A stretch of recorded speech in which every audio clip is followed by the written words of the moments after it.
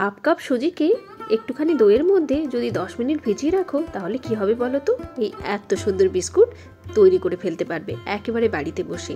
আর বিশ্বাস করো, এই রকম মুচমুচে খাস্তা বিস্কুট যদি বাড়িতে এত সহজেই বানানো যায় তাহলে কি দরকার আর মার্কেট থেকে কেনার, তাই না? তাহলে চলো ঝটপট করে এই বিস্কুটের রেসিপিটা তোমরা দেখে নাও। আর বিশ্বাস করো, এই রেসিপি খাওয়ার পর না আর তোমরা কোনো দিনই মার্কেটের বিস্কুট কিনে খাবে না, গ্যারেন্টি আমার রইল। চলো তাহলে আর দেরি না করে এবার রান্নাটা শুরু করে নেওয়া যাক।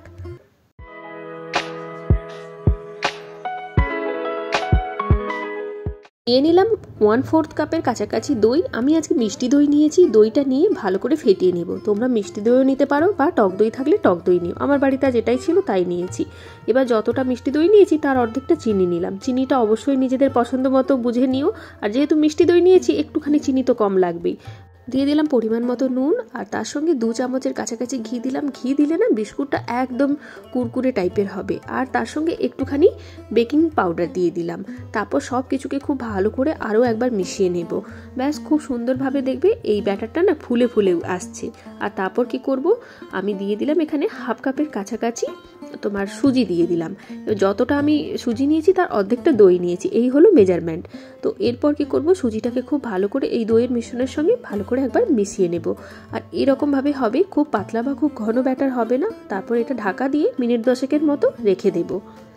10 মিনিট পরে ঢাকা খুলে দেখে নেব সুজিটার কি অবস্থা। তো সুজিটা কিন্তু দইয়ের মিশ্রণের সঙ্গে খুব ভালোভাবে মিশে গেছে। আর এরকম না একটা মানে ঝরঝরে টাইপের ব্যাপার হয়ে গেছে, আবার একেবারেও ঝরঝরে নয়। তো এটাতে তো বিস্কুট তৈরি হবে না। তো তাই কি করব, আমি যতটা সুজি নিয়েছিলাম তার অর্ধেকটা হচ্ছে এখানে ময়দা বা আটা নিতে পারো।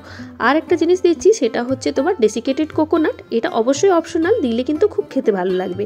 আর দিয়ে দিলাম একটুখানি দারুচিনির গুঁড়ো। তোমরা এলাচের গুঁড়ো দিও, আমার বাড়িতে আজকে এলাচ ছিল না তাই দারুচিনির পাউডার দিয়েছি সুগন্ধের জন্য। আর এরপর কি করব, সব ভালো করে আমি মিশিয়ে তারপর হাত দিয়ে মাখতে থাকবো। আচ্ছা, তোমরা কিন্তু একসঙ্গেই ময়দা বা আটাটা দিয়ে দিও না, একটুখানি একটুখানি করে দিও।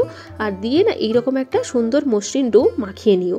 আর এই ডোটা না খানিকটাই লুচি তোমার যেরকমভাবে ময়দা মাখি ঠিক অতটাই নরম হবে, মানে একেবারে শক্ত কিন্তু করো না। লুচি যেরকমভাবে মাখার জন্য আমরা ময়দা মাখি ঠিক ওরকমই রেখো। তো এরপর কি করব, এটাকে নিয়ে নেব চপিং বোর্ডের মধ্যে।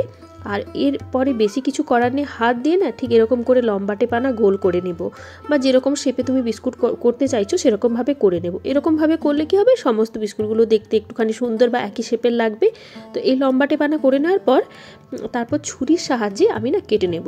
আর কাটাগুলো মোটামুটিভাবে সমান তোমার হচ্ছে রাখবো। আর তোমরা হচ্ছে যেমনভাবে বিস্কুটটা বানাতে চাইছো সেইভাবেই রাখতে পারো।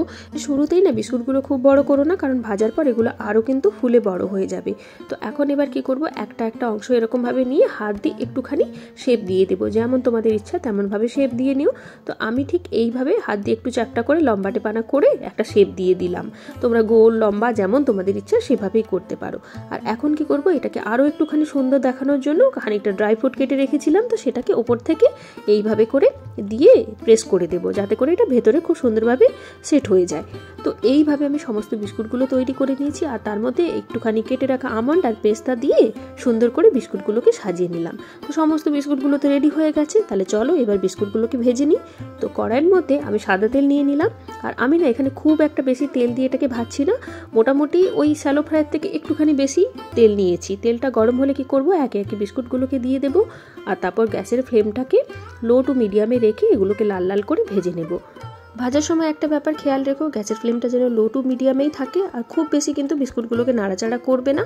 একটা দিক হয়ে গেলে খুব সাবধানে সহকারে আরেকটা দিক উল্টে দেবে, এবং তারপর এটাকেও হচ্ছে উল্টো দিকটাকেও সুন্দর লাল করে ভেজে নেবে। এইভাবে উল্টে পাল্টে ভাজলে দেখবে বিস্কুটগুলো ঠিক এরকম গোল্ডেন কালার চলে এসছে। তারপর এগুলোকে তুলে নিও।